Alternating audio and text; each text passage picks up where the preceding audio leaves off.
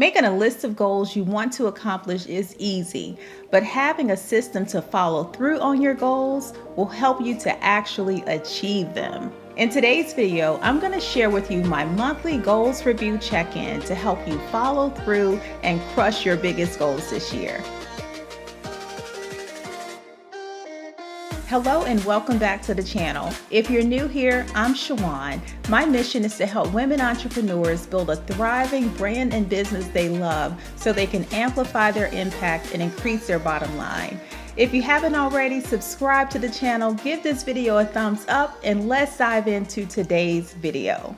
Most business owners start the year off excited with the list of goals that they want to accomplish. They're ready to get to work. But the problem is many don't put into place a system to actually follow through so they achieve their goals. My monthly check-in process starts with my Powersheets Goal Planner. You may have heard me talk about it before for setting my goals for the year, but I also use it as a guide to follow through to achieving my goals. The first step is to block out a day on your calendar every single month that you'll hold yourself accountable to have this check-in time. For me, that happens in week 4 of every single month. Put that date on your calendar, block out the time that you'll need. That might be a couple of hours, it might be a half day for you, but block out that time and make it a non-negotiable. Now that you've gotten that time set aside and blocked off on your calendar, let's talk about what actually happens on the month-end review day. One of the first things that I'll do when I sit down and start going through this process is to go through my monthly action items that I had written down for the previous month. I'll go through and look at the progress that I've made. I'll also see if there are any items that I didn't complete that I can move over into the next month. The next thing that I'll do is to go through a series of questions and utilize them as a guide.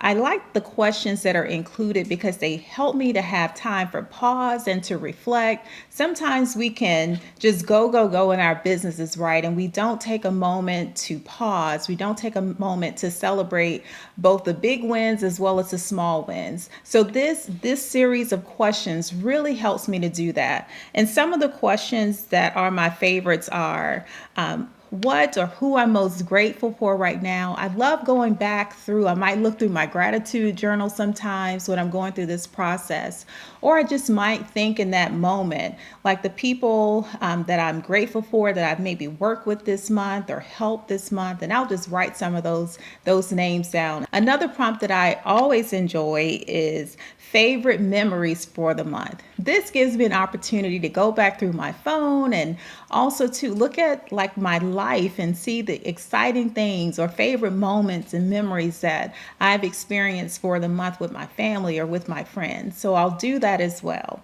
Other prompts are goals that are growing well, what's not working right now, good things this month, and what I read or listened to. So I'll go through this entire page as a guide, just to have that moment to pause and reflect. The next thing that I'll focus on in this time are my KPIs or key performance indicators. So what are those things that you want to track and measure your progress on in your business? For me, that's Google Analytics. I'll look at my blog traffic, website traffic.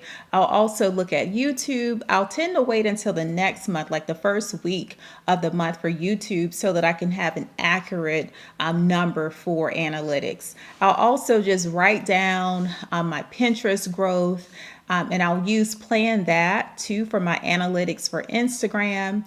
And then I'll take a peek at my email list. But the big ones, I really want to look at my KPIs. So these are the platforms that I'm spending the most of my time on. I really want to track and measure my progress there. Looking at my KPIs, it also helps me with the content that I'll work towards for the next month. After my KPIs are all recorded and written down, I will then go on to planning for the next 30 days ahead. So in doing this, I'll look at my overall 90-day action plan that I have. I'll also go back through too and look at the things that I might not have gotten to accomplish in the previous month. So I'll start planning for the month ahead. Also during this time, I make sure that I pause to celebrate both the big and small wins in my business, and I encourage you to do the same. Remember, it's those small action steps that we take that help us to achieve our biggest goals. If you want to learn more tips to grow your business, subscribe to the channel, give this video a thumbs up, and I'll see you in the next video. Thank you so much for watching.